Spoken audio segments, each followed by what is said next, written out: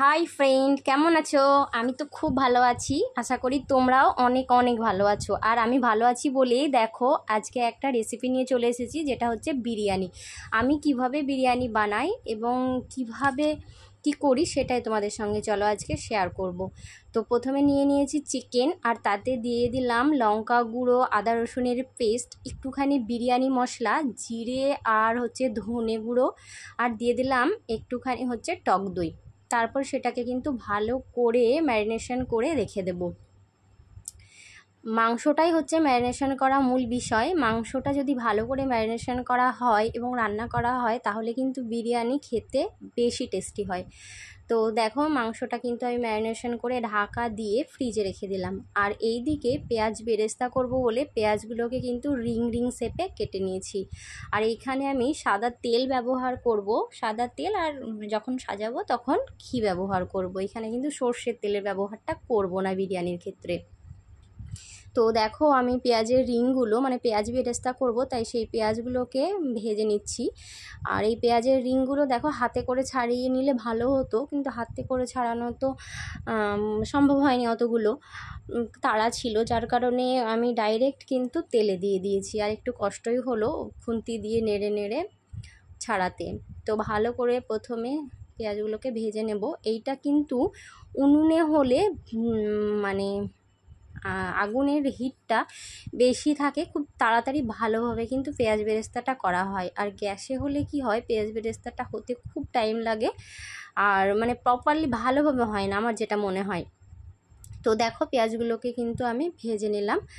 আর পেঁয়াজগুলোকে ভাজার সময় কিন্তু একটু তেলটা একটু মানে ঝরিয়ে ঝরিয়ে তুলে নিলাম। তারপরে দেখো ওই তেলেই আমি কাজুগুলোকে ভেজে নেব। আমি কিন্তু কাজু কিশমিশ এইগুলো ব্যবহার করি বিরিয়ানির ক্ষেত্রে। এইগুলো অনেকেই ব্যবহার করে না, আবার কেউ কেউ ব্যবহার করে। তোমরা তোমাদের ইচ্ছা মতো ব্যবহার করতে পারো, কিন্তু ব্যবহার করলে এইটা দিলে কিন্তু একটু বেশি ভালো লাগে খেতে। তো ওই জন্য আমি ব্যবহার করি। তো কাজুটাকে আর কিশমিশটাকে দেখো আমি ভেজে নিচ্ছি। আর এক্ষেত্রে কিন্তু একটু কাজুটা আগে দিয়ে দিয়েছি, কাজুটা একটু বেশি হিট লাগে, আর কিশমিশটা কিন্তু খুব তাড়াতাড়ি হয়ে যায়, তার জন্য কাজুটা আগে দিয়ে তারপরে একটুখানি পরে কিশমিশটা দিয়ে কিন্তু আমি, আর তাড়াতাড়ি কিন্তু নাড়াচাড়াটা করতে থাকতে হবে। নাড়াচাড়া করে কিন্তু আমি তুলে নিলাম। তারপরে দিয়ে দিলাম আর একটুখানি সাদা তেল। তো তারপরে দেখো আমি একটু লবণ দিয়ে দিয়েছি, যেটা আমার ক্যামেরায় ধরা পড়েনি। লবণ দিয়ে আলুগুলোকে আমি শুধু সেদ্ধ করে নিয়েছিলাম। আলুগুলোতে একটু লবণ দিয়ে সেদ্ধ করলে ভালো হতো, কিন্তু যেহেতু আলুগুলো আমি শুধু সেদ্ধ করেছি তাই সেক্ষেত্রে এই তেলেই একটুখানি লবণ দিয়ে আর দিয়ে দিলাম লঙ্কা গুঁড়ো, দিয়ে ভালো করে কিন্তু ভেজে নেব। লঙ্কা গুঁড়োটা তুমি এখন দিতে পারো, কিন্তু লবণটা ওই আলু সেদ্ধ করার সময় দিলে ভালো হয়। কিন্তু আমি যেহেতু পারিনি করতে সেটা, তার জন্য আমি কিন্তু এই তেলে দিয়ে দিলাম। আর সেইটাকে কিন্তু ভালোভাবে ভেজে নিলাম। আর ভাজার সময় একটু হিটটা বেশি থাকলে ভালো হয়, খুব তাড়াতাড়ি ভাজাটা হয়ে যায়। আর হিটটা আসতে দিলে কি হয়, কড়াইতে লেগেও যায়, আবার ভাজাটা হতে চায় না। এক্ষেত্রে কিন্তু হিটটা একটু বেশি রাখাই ভালো, আমার যেটা মনে হয়েছে। তো ভালো করে কিন্তু আমি ভেজে নিলাম। দেখবে আলু বেশি করে ভালো করে একটু কড়া করে ভাজলে কি হয়, খেতে একটু আলাদা মানে আলাদাই ভালো লাগে, আলাদা একটা ফ্লেভার পাওয়া যায়, খেতে টেস্টিও হয়। আর তারপরে দেখো আবারও আমি একটুখানি সাদা তেল দিয়ে পেঁয়াজটা বেটে নিয়েছি, যেটা মাংসটা করব বলে পেঁয়াজ বেটে পেঁয়াজ বাটাটা আমি তেলে দিয়ে দিলাম। আর ভালোভাবে কিন্তু পেঁয়াজ বাটাটা ভেজে নেব। পেঁয়াজের কাঁচা গন্ধটা যতক্ষণ না যাবে ততক্ষণ কিন্তু আমি এটা ভাজতে থাকবো। আর এদিকে আমি দিয়ে দিলাম লবণ আর একটা এলাচ, তেজপাতা দিয়ে ভালো করে কিন্তু নাড়তে থাকবো। ভালো করে নেড়ে নেড়ে পেঁয়াজটাকে ভাজা ভাজা করব। ভাজা ভাজা হয়ে এলে তবেই কিন্তু আমি মাংস যে ম্যারিনেশন করে রেখেছিলাম সেটাই দিয়ে দেবো। তবে অনেকেই তো তোমরা বাড়িতে বিরিয়ানি বানাও, তো আমি যেভাবে বিরিয়ানি বানাই সেটাই তোমাদের সঙ্গে আজকে শেয়ার করছি। কিন্তু দেখো এইভাবে বিরিয়ানি একবার বানিয়ে দেখো। আমি জানি না তোমরা কেমনভাবে কীরকমভাবে করো, কিন্তু আজকে যেমনভাবে আমি দেখাচ্ছি প্রপারলি সেইভাবে একবার করে দেখো, খেতে কিন্তু ভীষণ টেস্টি হয়। তো দেখো আমি মাংসগুলো দিয়ে দিলাম, এবং মাংসগুলো দিয়ে কিন্তু ভালোভাবে মাংসটাকে ভাজতে থাকবো, মানে কষাতে থাকবো, অনেকক্ষণ নাড়াচাড়া করব। মাংসটা যখন শুকনো শুকনো হয়ে আসবে তখন কিন্তু মানে প্রপারলি কুক হয়েছে এরকমটা ভাবা যাবে। তো মাংস ওখানে আমি কিন্তু প্রথমে পেঁয়াজে দিয়েছিলাম লঙ্কা গুঁড়ো, আর মাংসটা একটু ভাজা ভাজা হয়ে এলে কিন্তু আমি একটু কালারের জন্য আমি হলুদ গুঁড়ো দিয়েছি। অনেকেই কিন্তু হলুদটা স্কিপ করে যাও, আর আমি কিন্তু হলুদ গুঁড়োটা ব্যবহার করি, একটু কালার আসে, দেখতে ভালো লাগে যার জন্য। আর হলুদটা কিন্তু প্রথমেই দেওয়া যাবে না, প্রথমে দিলে কিন্তু কড়াইয়ের নিচে লেগে যেতে পারে। তাই একটুখানি নাড়াচাড়া করার পরে মাংসটা একটু ভাজা ভাজা হয়ে এলে যখন ঢাকবো সেই মুহূর্তে আমি কিন্তু হলুদ গুঁড়োটা দিয়ে দিলাম। তারপরে কিন্তু ভালোভাবে ঢেকে দিতে হবে যাতে মাংসটা একটু সেদ্ধ হয়। তো মাংসটা সেদ্ধ হওয়ার জন্য আমি ঢাকনা দিয়ে দিলাম। এবার দেখো ঢাকনা খুলে মাংস থেকেও জল ছেড়ে এসেছে আর মাংস সেদ্ধও হয়ে গেছে। এবারে বিরিয়ানির মশলা, যেটা আমি বিরিয়ানির গোটা মশলা আমি বাজার থেকে কিনে আনি, সেইটাকে আমি একটু ড্রাই রোস্ট করে নিই শুকনো খোলায়, তারপরে সেটাকে আমি মিক্সিতে পেস্ট করে নিই, সেইটা আমি কিন্তু ব্যবহার করি। এটা আমি যখন ভাত মানে সাজাবো তখনও কিন্তু একটু ব্যবহার করব, আর মাংসতেও কিন্তু আমি একটু ব্যবহার করি যাতে একটু বেশি টেস্টি হয়। তো সেটাই আমি দিয়ে দিলাম বিরিয়ানির মশলাটা। তারপরে ভালো করে কিন্তু মানে নাড়তে থাকবো যাতে কোনো রকমের মানে জলটা না থাকে, জলটা যেন পুরোপুরি মাংস থেকে শুকিয়ে যায়, আর মাংসর যে মশলা তেল সেটাই যেন একমাত্র থাকে, কোনো জল যেন না থাকে, একদম মাংসটা যেন ভাজা ভাজা হয়ে যায়। আর যেটুকু পড়ে থাকবে সেটুকু হচ্ছে, এখন তোমরা দেখতে পাচ্ছ যেটুকু, সেটুকু হচ্ছে মশলা আর তেল, জল কিন্তু মাংসতে একদম নেই, একদম প্রপারলি কুক হয়ে গেছে। তো দেখো মাংস রান্না কিন্তু আমার একদম কমপ্লিট।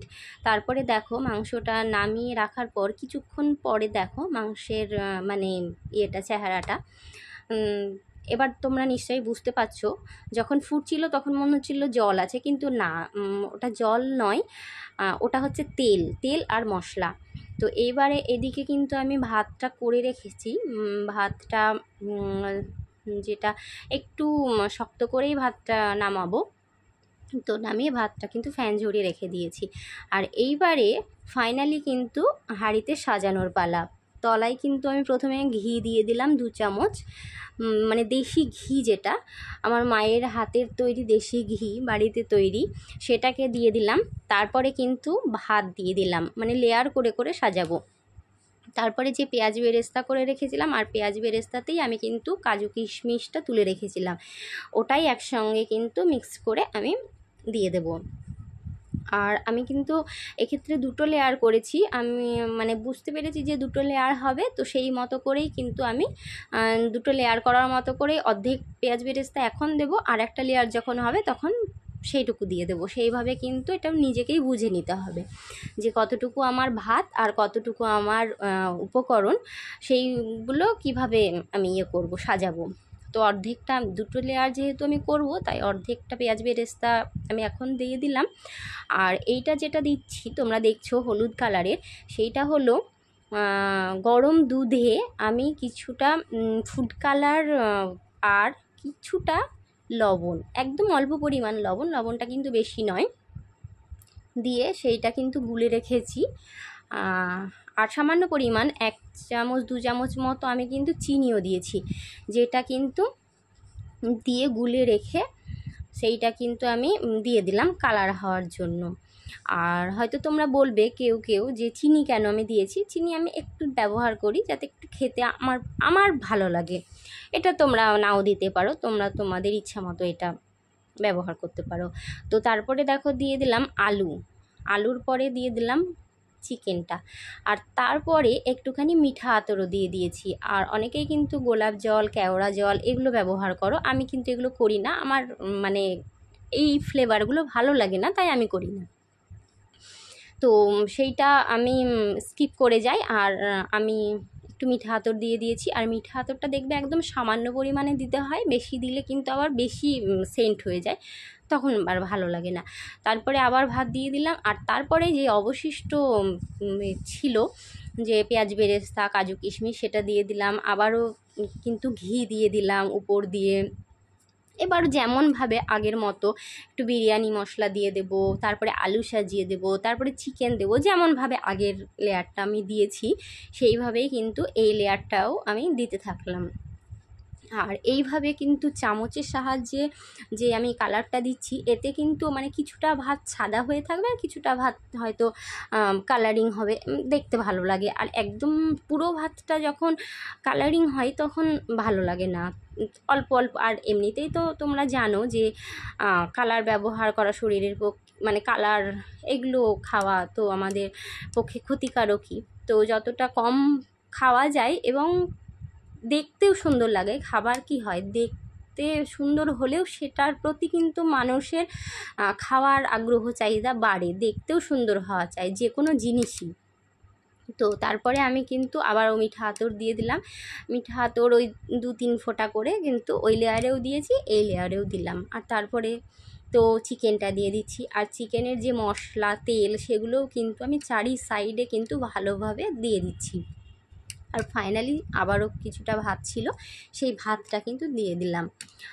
আর এইখানে যে ভাতটা আমি দিচ্ছি সেই ভাতটা কিন্তু আমার কম পড়ে গেছিলো, আমি আগের লেয়ারে একটু বেশি ভাত দিয়ে ফেলেছি, এখানে আরেকটু বেশি ভাত রাখতে হতো আমার, তো যেটা হয়নি সেটা আর কি বলবো। তারপরে কিন্তু ঢাকনা দিয়ে ঢেকে দিলাম, আর তারপরে গ্যাসটাকে একদম স্লো আঁচে দিয়ে আমি কিন্তু হাঁড়িটা, বিরিয়ানির হাঁড়িটা বসিয়ে দিলাম। এইবারে কি হলো, এইবার একদম স্লো এতে আমি কিন্তু ঢাকনাটা কোনো রকম সিল করিনি, কিন্তু ঢাকনাটা আমি খুলবো না। এখানে আমি 5 মিনিট মতো মানে করেছি, একদম লো ফ্লেমে বসিয়ে রেখেছি। বসিয়ে রাখার পরে কিন্তু আমি দেখো ঢেলে নিলাম, যখন ঢেলে নিলাম তখন তোমরা তো দেখতেই পেলে পুরো বিরিয়ানিটার লুকটা। আর এইখানে কিন্তু আমি থালায় সাজিয়ে নিচ্ছি আমি খাবো বলে। তো দেখো, আর অবশ্যই জানিও যে কেমন লাগলো, কেমন হলো। আর আমি বিরিয়ানি করি সেটা তো আমি নিজে টেস্ট করতে পারছি, কিন্তু তোমরা তো টেস্ট করতে পারছো না। তো অবশ্যই তোমরা বাড়িতে এইভাবে একবার ট্রাই করে দেখো। আর ভালো লাগলে প্লিজ লাইক কমেন্ট শেয়ার করো, আর ভালো লাগলে অবশ্যই কমেন্টে আমাকে জানিও। তো এভাবে তোমরা সিম্পলভাবে কিন্তু বিরিয়ানি বানিয়ে খেতে পারো। আর তোমাদের মতামত অবশ্যই আমাকে কমেন্টে জানিও, তোমাদের মতামত আমার খুব প্রয়োজন, তোমাদের সাপোর্টও আমার প্রয়োজন।